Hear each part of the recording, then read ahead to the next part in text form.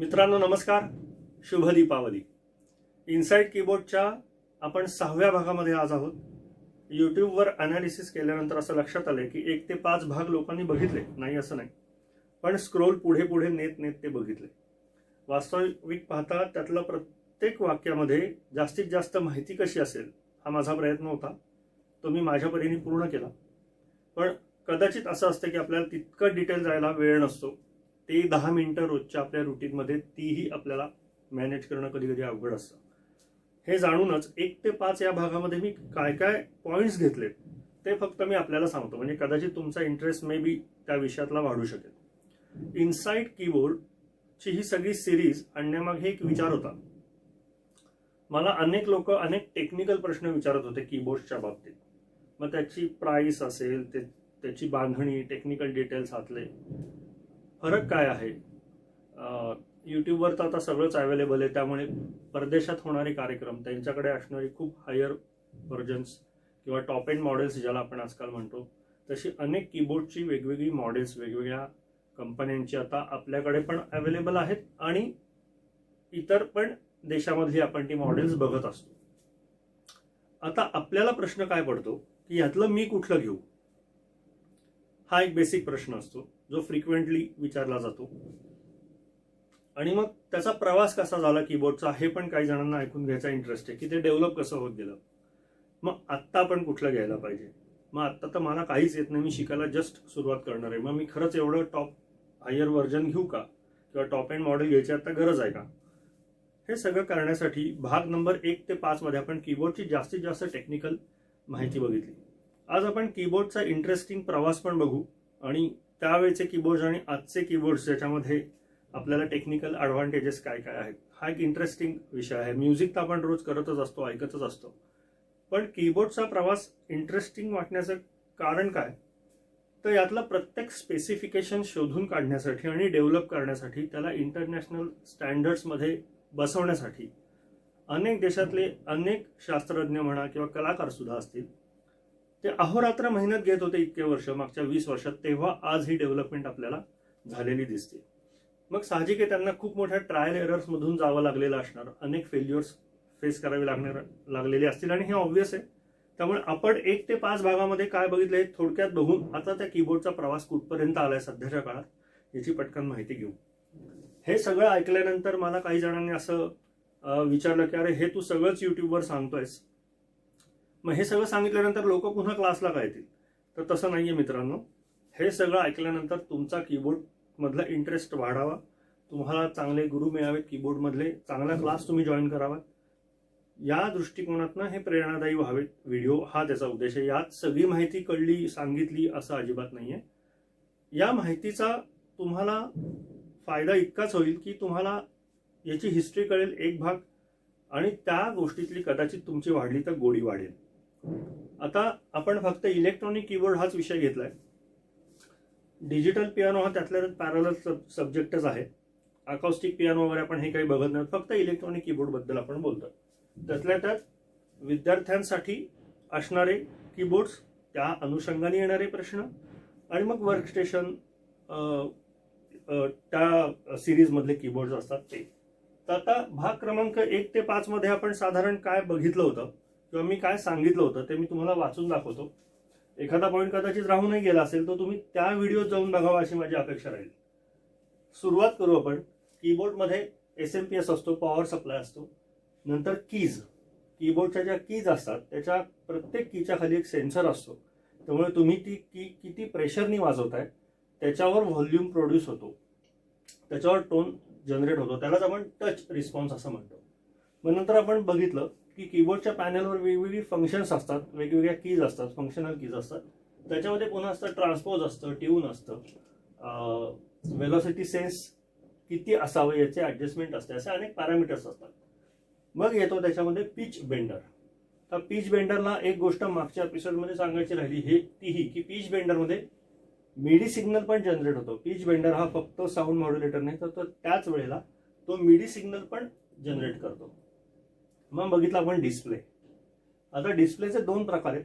सध्या touch screen असलेले display जे टॉप एंड मॉडेल्समध्ये आहेत, आणि नंतर आहे ते LCD म्हणजे लिक्विड क्रिस्टल डिस्प्ले ज्याला म्हणतात, ते त्याला एक बॅकलाईट असतो, त्यामुळे आपल्याला अंधार, स्टेजवर अंधार जरी झाला तरी तुमचा डिस्प्लेवर कुठलं टोन, कुठलं वाद्य सिलेक्ट केलेलं आहे हे आपल्याला त्यावरनं कळतं. त्यामुळे तो झाला liquid crystal display, that is LCD. आणि दुसरा आहे तो टच, जो की वर्कस्टेशनमध्ये असतो. म्हणजे मोबाईलचा जसा टच स्क्रीन असतो तसाच तो टच असतो. नंतर स्पीकर्स बद्दल आपण किबोर्डच्या स्पीकर्समध्ये जे बिल्ट इन असतात त्याबद्दल माहिती घेतली. वर्कस्टेशनमध्ये ते का नसतात याची पण आपण माहिती घेतली. मग त्याची व्हॅल्यू किती असते ओहम्समध्ये, 8 ओहम टू, नंतर हेडफोन्स जे असतात त्याची व्हॅल्यू 250 ओहम असते, 150 ओहम असते, त्याबद्दल आपण माहिती घेतली. मिडी इन मिडी आउट बद्दल आपण माहिती घेतली. हे सगळं भाग क्रमांक 1 ते 5 मध्ये काय काय झालं ते आपण याची रिवाईज करतोय. ते भाग आपण डिटेलमध्ये जाऊन बघा. माझ्या चॅनलवर लगेचच ते एका खाली एक तुम्हाला दिसते. सिग्नल आउट म्हणजे जिथनं ऑडिओ सिग्नल आपण घेतो, लेफ्ट, राईट आणि मोनो हे बघितलं. नंतर त्याच वेळेला pedal, sustain pedal, left, right, mono आणि फोन आउट म्हणजे हेडफोन आउट. हे झालं सिग्नल आउट बद्दल. हे सगळी सेक्शन्स आहेत बरं का. हे सगळे सेक्शन्स आहेत. कीबोर्डचा प्रत्येक मॉड्यूल आहे आणि हे प्रत्येक स्पेसिफिकेशन त्या कीबोर्डमध्ये डे बाय डे जसं त्यामध्ये डेव्हलपमेंट होत गेली इलेक्ट्रॉनिकली, तसं हे प्रत्येक स्पेसिफिकेशन त्याच्यात ऍड होत गेलेलं आहे. हे सगळं एका रात्रीत त्या कीबोर्डमध्ये इंटिग्रेट झालेलं नाही. त्यांना बरीच रिसर्च करायला लागली असेल त्यावेळेला डेफिनेटली. हे अगदी बट ऑब्व्हियस आहे. नंतर अँप्लिफायर सर्किट्स बद्दल पण आपण माहिती घेतली. त्याच्यामध्ये 8 वॅट, 15 वॅट्स म्हणजे 8 वॅट, 15 वॅट असे प्रकार असतात. त्यानुसार त्याचा सिग्नल किती पॉवरफुल आहे, मग त्यासाठी आतले सिग्नल आणि त्याच्यावर फरक काय पडतो. अँप्लिफायर सर्किट्स किती स्ट्रॉंग आहेत त्यानुसार बराचदा त्याचा संबंध माझ्या दृष्टीने जर विचाराल तुम्ही तर त्याचा लाऊडनेसशी संबंध आहे. 8 वॅट, 15 वॅट जेवढा तो वॅटेज जास्त असेल त्याचं लाऊडनेस, त्या कीबोर्डचा येणारा साऊंड तितका लाऊड असू शकतो. वास्तविक आपण समजा अगदी आपल्या एखाद्या रूममध्ये बसून कीबोर्ड वाजवत असू तर एक्स्ट्रा लाऊड करण्याची ती गरज नसते. त्यामुळे 8 वॅट सुद्धा सफिशियंट असतं. आता स्टुडंट लेवलचे सुद्धा 2 भाग करू आपण. बेसिकमध्ये 8 वॅटचा स्पीकर असतो, अँप्लिफायर असतो. हायर व्हर्जनमध्ये तर 15 वॅटचा असतो. हा त्याचा फरक असतो लाऊडनेसमध्ये. तो सुद्धा का लागतो ते आपण पुढे बघणार आहोत. नंतर व्हॅल्यू डायल इनपुट काय असतं हे आपण 5व्या भागामध्ये बघितलं. आणि त्या भागात आपण हेही बघितलं की आपण कारमध्ये म्युझिक ऐकतो तर कारमध्ये चांगलं काय ऐकायला येतं. तर एकाने खूप छान उत्तर दिलं, कारण कारमध्ये साऊंड सिस्टीम खूप छान असते. ऑब्व्हियसली हे अगदी करेक्ट उत्तर आहे की साऊंड सिस्टीम चांगलीच असते कारमधली. त्यांनी तो पण एक वेगळा अभ्यासाचा विषय इलेक्ट्रॉनिक्स पॉईंट ऑफ व्ह्यूनी. पण फक्त तसं असतं का तर नाही. तर आतमध्ये जी स्पेस असते कारमधली, आपले सीट कव्हर्स असतात, वरती टॉपला जे मॅटिन लावलेलं असतं किंवा खाली रबर मॅटिन्स असतात, हे साऊंड ॲब्सॉर्ब करण्याचं काम करतात. ॲट द सेम टाइम आपण जेव्हा ग्लास वर घेतो कारच्या तेव्हा साऊंड प्रूफिंग होतं, बाहेरचा आवाज आपल्याला आत ऐकू येत नाही. ते पण एक कारण. ही सगळी माहिती आपण 5व्या भागामध्ये बघितलेली आहे. मग नंतर आपण प्रॅक्टिस 4 मध्ये सस्टेन पेडल बद्दल सविस्तर बघितलेलं आहे. आजच्या भागामध्ये आता इथनं सुरू होतं. जेव्हा आमचा प्रवास सुरू झाला आमचा विद्यार्थी दशेतला कीबोर्डचा, तेव्हा कीबोर्डला खूप विशेष असं काहीच स्पेसिफिकेशन्स नव्हती. म्हणजे एखाद्या कोपऱ्यामध्ये आयदर लेफ्टला किंवा राईटला, मोस्टली लेफ्टलाच एक छोटासा स्पीकर असायचा आणि त्यामध्ये लो फ्रिक्वेन्सीज जवळपास ऐकू यायच्याच नाही. मग त्याच्यातनं एक मोनो आउटपुट असायचं, तिथनं एक पिन असायची मोनो पिन, त्यातनं त्यासाठी ती केबल बनवावी लागायची आणि मग त्यातनं ते आउटपुट घेऊन अँप्लिफायर सर्किटला द्यावं लागायचं. ते अँप्लिफायर सर्किट पूर्वी नव्हती, पण जसं वर्क स्टेशन आले आणि बिल्ट इन स्पीकर वर्क स्टेशनला नसायचे, मग करणार काय. मग एक्सटर्नल स्पीकर्सची निर्मिती झाली. आता आपण त्या भागामध्ये येतोय. आज इथनं पुढे आपला आजचा प्रवास चालू होतोय या भागाचा. तर एक्सटर्नल डिव्हायसेसमध्ये म्हणजे कीबोर्ड तर आहेच, पण समजा आपण असं गृहीत धरू की आता आपल्या समोर वर्क स्टेशन आहे आणि बिल्ट इन स्पीकर समजा त्याला नाहीये, तर काय लागेल त्यासाठी. तर एक्सटर्नल अँप्लिफायर लागेल, म्हणजेच स्पीकर. पेडल हे तर आहेच. नंतर मॉड्युलेशन पेडल हे एक वेगळं असतं ते. या पद्धतीने हे एक्सटर्नल डिव्हाइस झाले कुठल्याही कीबोर्डसाठी. स्टुडंट व्हर्जनचे कीबोर्ड आणि वर्क स्टेशन या तिन्हीला हे चालू शकतं का, तर उत्तर आहे हो, चालू शकतं. हे आपल्या चॉईसवर आहे. पण वर्कस्टेशनसाठी आपल्याला एक्सटर्नल स्पीकर्स स्टेजवर जर तुम्ही वाजवणार असाल तर ते घ्यावेच लागतात आपल्याला आपलं ऐकू येण्यासाठी.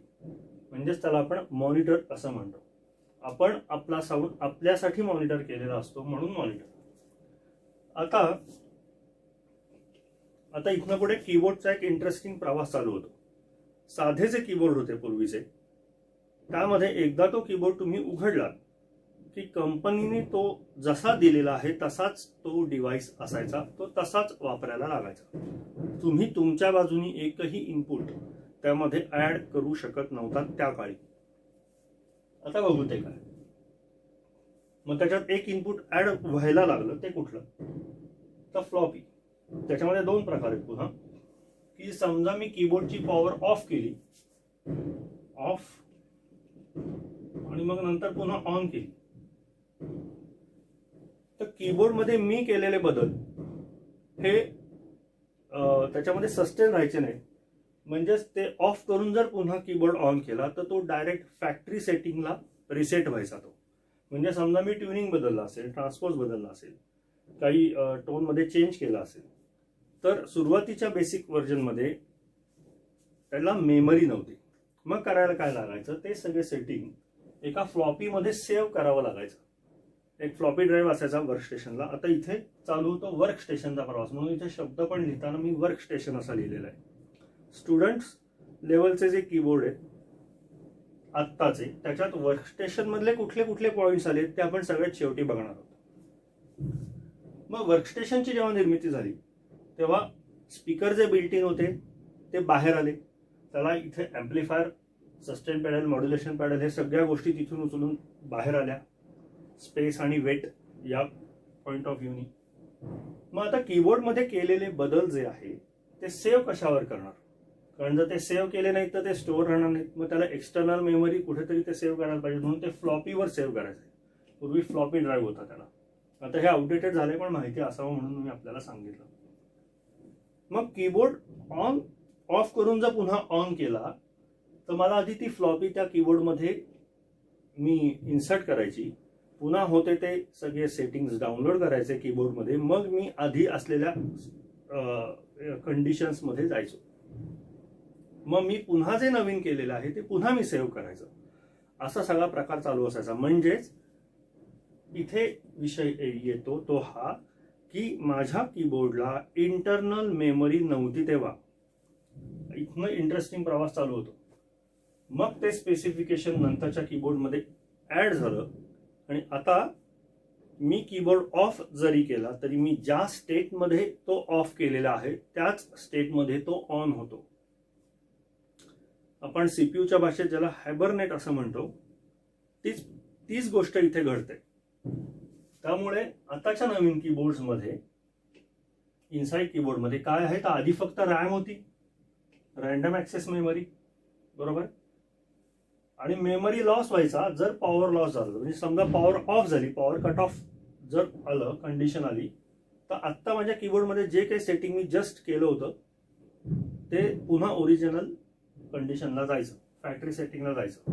म्हणजे मला कुठल्याही पद्धतीने पॉवर कट ऑफ ही परवडणारी गोष्ट नव्हती त्यावेळेला, म्हणजे वेळेच्या दृष्टिकोनातून.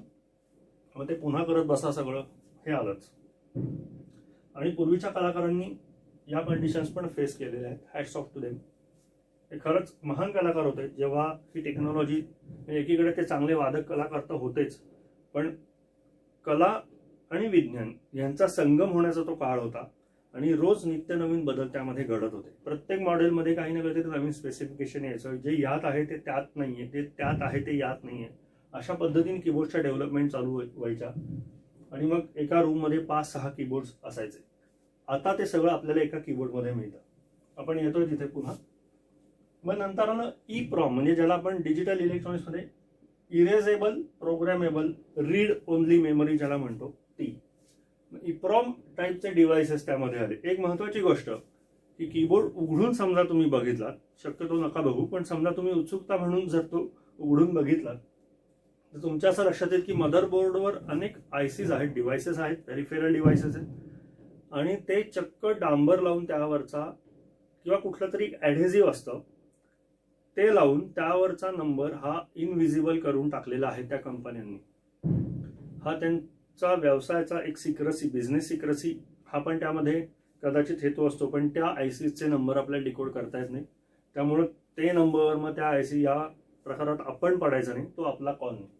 पण जरी पण ज्यांना माहिती आहे त्यांच्यासाठी सांगतो की जनरली हे जे प्रोसेसर असतात कंपन्यांनी निर्माण केलेले, त्या कंपनीनी इन्व्हेंट केलेले असं आपण म्हणू, त्यावर शक्यतो त्याचे नंबर ते झाकून टाकतात, कुठल्या तरी ॲडेझिव्ह लावतात किंवा अक्षरशः डांबरासारखं दिसणारा एखादा चिकट काळा पदार्थ असतो त्यावरून ते त्याच्यावर लावून टाकतात. त्यामुळे ते नंबर तो नेमका कुठला डिव्हाइस आहे हे कळणं फार अवघड असतं. त्यामुळे त्यातले जे पीसीबी डिकोड करणारी जी लोक असतात, पीसीबी रिपेअर करणारी जी लोक असतात, तीच हे करू शकतात. हा आपला कॉल राहत नाही. पण माहिती असं म्हणतो, त्यामुळे इप्रॉम म्हणजेच मेमरी चिप असते ती आता मदरबोर्डवर इंटिग्रेट केलेली आहे. त्यामुळे आता समजा मी काम करताना माझं इनकेस जर काम पॉवर कट ऑफ आला आणि जर माझं काम आहे इथपर्यंत जर सेव्ह केलेलं असेल त्या कंडिशनला, तर पॉवर ऑन झाल्यानंतर मला पुन्हा सगळं पहिल्यापासून करावं लागत नाही. हा सगळ्यात मोठा त्यातला ॲडव्हान्टेज आहे. त्यानंतर येतं म्हणजे इप्रॉम तर झालीच, म्हणजे पहिल्यांदा आपण फ्लॉपी ड्राईव्हवर होतो, मग तिथनं अपग्रेड झाला कीबोर्ड, पॉवर ऑफ झाल्यानंतर सगळं डिलीट व्हायचं. आता तो नाही, इप्रॉम झाला म्हणजे मी जे जे काही प्रोग्राम केलेलं आहे ते आता कीबोर्डमध्ये इंटरनली सस्टेन राहिलं. मग आता हे कसं राहिलं, तर त्यामुळे मदरबोर्डवर जर पाहिलं तर तिथं असतो बटन सेल. एक बटन सेल ज्याला आपण बॅटरी म्हणतो, एक चपटी बॅटरी असते, ती सतत त्याला पॉवर देऊन असते. त्यामुळे आपण केलेले सगळे जे बदल असतात, आपण केलेले सगळे प्रोग्रामिंग फॅक्टर्स असतात, पॅरामीटर्स असतात, ते ॲज इट इज तिथं सेव्ह राहतात. जर तो सेल जर मी काढून घेतला तर मात्र तो कीबोर्ड पुन्हा एकदा फॅक्टरी सेटिंगला जातो. तुमचं सगळं तुम्ही सेव्ह केलेलं पुन्हा ते ओरिजिनल ठिकाणी तो घेऊन जातो. म्हणून तेही कसं सेव्ह करायचं त्याचे पण काही फंडाज आहेत, ते आपण नंतर बघू शकतो. डेफिनेटली ते आपण क्लासमध्ये बघू बेटर वे. आपण या सिरीजमध्ये ते अंतर्भूत करून घ्यायला पाहिजे. आत्ता आपण फक्त माहिती घेऊ, कन्सेप्ट समजून घेऊ की हे काय असतं. त्यामुळे कधी पण एक आपण गोष्ट लक्षात ठेवू, वर्कस्टेशन असेल नाही तर स्टुडंट लेवलचा कीबोर्ड असेल, इनकेस जर त्यामध्ये बॅटरी असेल, बटन सेल असेल, तर तो काहीही जरी झालं तरी तो शक्यतो काढायचा नाही.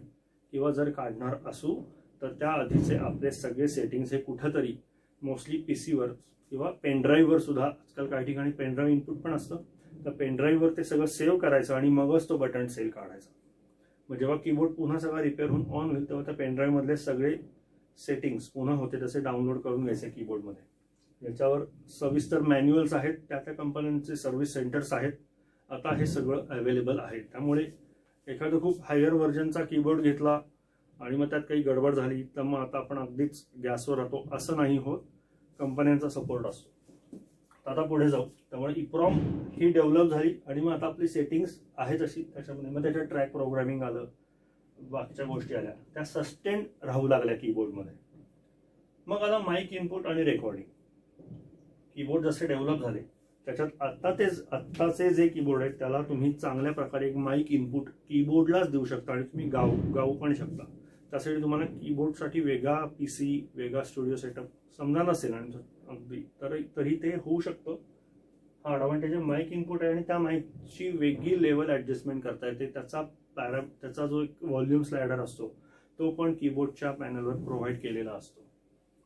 बघा म्हणजे डेव्हलपमेंट कशी इंटरेस्टिंग होत जाते. नंतर डिस्प्ले विथ टच स्क्रीन हे पण एक नवीन इनपुट आलं. नंतर आधीच्या डिस्प्लेवर फक्त कीबोर्डमध्ये काय प्रोसेस चालली आहे ते दिसत होते, आता तुम्ही टच स्क्रीननी इक्विलायझर सेट करू शकता, व्हॉल्यूम सेट करू शकता. म्हणजे जे तुम्ही व्हॅल्यू डायलनी करू शकत होतात ते तुम्ही टच स्क्रीनवर तुमच्या फिंगर टचनी पण मॉड्युलेट किंवा वेव्ह मॉड्युलेशन सिलेक्ट करू शकता. व्हॉल्यूम, इतर पॅरामीटर्स, त्याच्या ज्या कर्व्स असतात त्या, हे सगळं तुम्ही त्या कीबोर्डमध्ये आता करू शकता. हा व्हास्ट विषय आहे. या संदर्भात मी आधीच्या भागात सांगितलं की आपल्याला त्यासाठी त्याची जी मॅन्युअल्स आहेत ती किमान 1, 2, 3, 4 वेळा लक्षात येईपर्यंत वाचायला लागतील. मग नंतर आलं ब्लूटूथ आणि पीसी इंटरफेस. कॉम्प्युटरशी पण आपण तो जोडू शकतो का, तर हो, USB केबलनी आता आणि त्याच्या रिलेटेड सॉफ्टवेअर्सनी कीबोर्ड आणि कम्प्युटर्स हे दोन्ही एकमेकांशी कम्युनिकेट करू शकतात. काही ठिकाणी साऊंड कार्ड नसलं तरी ते आता पॉसिबल आहे. कॅसिओचे सुद्धा स्टुडंट व्हर्जनचे सुद्धा हे येऊ शकतं सर, त्याच्यामध्ये सुद्धा हे ऍड झालेलं आहे. नंतर onboard ADSR, attack, decay, sustain आणि रिलीज हे चारही पॅरामीटर्सचे स्लायडर्स हे कीबोर्डवरच तुमच्या लेफ्टला मोस्टली दिलेले असतात. तुम्ही गाणं वाजवताना सुद्धा ते ऍडजस्ट करू शकता. मग नंतर आलं dual tone, split tone, slider inputs. हे सगळं कीबोर्डचे तुमची वाजवण्याच्या जे कीज आहेत त्याच्यावरती जो पॅनल आहे त्यावर सगळं इंटिग्रेट होऊन आलेलं आहे. स्टुडंट व्हर्जनचे जे हायर रेंजचे जे कीबोर्ड आहेत त्याच्यामध्ये ते आहे. आणि मग बॅटरी ऑपरेटेड पण. जेव्हा या सगळ्या गोष्टी वर्कस्टेशन जे ही गोष्ट आहे तिथं त्याला पॉवर कन्झम्पशन खूप होतं. पण नंतर आता टेक्नॉलॉजी बघा कुठं आली. आता आपण ग्लोबल वॉर्मिंग किंवा पॉवर क्रायसिस या बातम्या आता ऐकतोय आपण. त्यामुळे हे जे कीबोर्ड्स आहेत ते कमीत कमी पॉवरवर कसे चालतील, वर्कस्टेशन सुद्धा याकडे कंपन्यांचा कल आहे. त्यामुळे काही वर्कस्टेशन्स आता बॅटरीवर पण चालतात.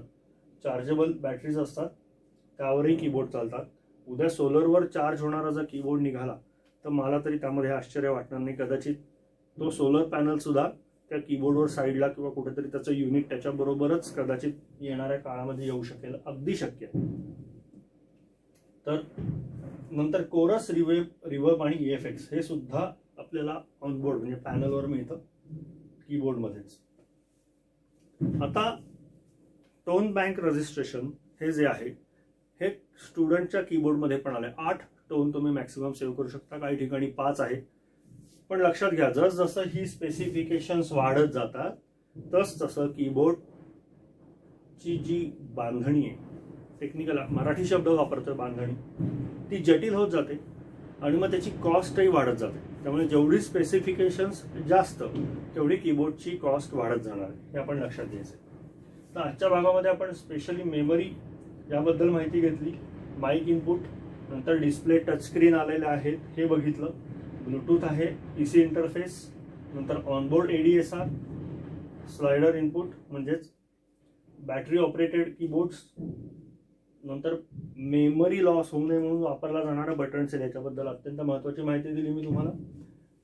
आणि जसं आत्ता जस्ट एक पॉईंट कव्हर केला तो हाच होता की कॉस्ट वर्सेस स्पेसिफिकेशन्स. जेवढे स्पेसिफिकेशन्स वाढतील कीबोर्डमध्ये त्याची कॉस्ट ही वाढत जाणार आहे. आता चांगली गोष्ट की वर्कस्टेशन म्हणजे हे सगळं जे काही इथं लिहिलेलं आहे हे बऱ्यापैकी आता एका कीबोर्डमध्ये कुठल्याही बेसिक मॉडेलमध्ये आहे. आणि ते आता बेसिक म्हणावं इतपत टेक्नॉलॉजी इंटिग्रेट झालेली आहे स्टुडंटसाठी. त्यामुळे साहजिकच आहे की 7, 8, 9 हजाराला मिळणारे कीबोर्ड जर आपण थोडंसं प्रिफर करू शकलो तर साधारण 15 हजाराच्या पुढचे जे कीबोर्ड्स आहेत ते प्रिफर करणं चांगलं. त्याच्यात मॅक्सिमम स्पेसिफिकेशन्स आता आपल्याला मिळतात. तर इनसाइड कीबोर्डच्या भागामध्ये 1 ते 5 ची आपण रिव्हिजन केली आणि हे सगळं आज नव्याने काही गोष्टी ऍड झाल्या त्या आपण बघितल्या. जर आपल्याला व्हिडिओ कळला नसेल तर स्क्रोल मागे न्यायचा आणि पुन्हा बघायचा. एक विनंती आपल्याला राहील की कीबोर्ड काय किंवा माझं स्पीच काय किंवा संगीत काय ही ऐकण्याची जास्त गोष्ट आहे. ही कानाने ऐकणे, कानातून आत येणारं श्रवण भक्ती हा जो शब्द आहे आपल्याकडे संस्कृतीमध्ये त्यातला हा प्रकार आहे. त्यामुळे व्हिडिओ दिसतो कसा त्यापेक्षा व्हिडिओमध्ये माहिती काय सांगितलेली आहे ती आपल्याला किती कळली हा अत्यंत महत्वाचा प्रश्न आहे. त्यामुळे आपलं संपूर्ण कॉन्सन्ट्रेशन हे दिलेल्या माहितीमध्ये आणि जे मी शब्द वापरले त्या प्रत्येक शब्दावरून तुम्ही गुगलवर जाऊन सर्च करू शकता की बटन सेल म्हणजे काय, कोरस, रिवर्ब, EFX म्हणजे काय, कॉस्ट वर्सेस स्पेसिफिकेशन, हे अगदी हे जे काही लिहिलेलं आहे यातलं प्रत्येक गोष्ट तुम्ही गुगलवर अशी टाईप करून सर्च करू शकता. तुम्हाला खूप सारं याच्यामध्ये माहितीचा भंडार आहे अक्षरशः. मग हे सगळं मी करण्याचा एकच उद्देश असू शकतो की तुमचा सर्च टाइम जो आहे तो वाचेल या सगळ्यामध्ये. तर मला असं वाटतं आजच्या भागामध्ये आपण थांबू. व्हिडिओ 1 ते 5 नीट ऐका, नीट बघा. शक्यतो स्क्रोल पुढे न नेता विदाऊट शॉर्टकट सगळे नीट बघा. जे शब्द अडतील किंवा कळणार नाहीत असं वाटतं ते एका नोटपॅडवर लिहून ठेवा. मोस्टली ते कव्हर झालेले आहेत आजच्या भागात. तर आज इथेच थांबतो. पुन्हा एकदा सर्वांना शुभ दीपावली. मास्कचा वापर आपल्याला अजूनही करायचा आहे. हात स्वच्छ ठेवायचे, स्वतःची, घरच्यांची आणि आपल्या समाजाची, आपल्या देशाची काळजी घ्यायची. धन्यवाद.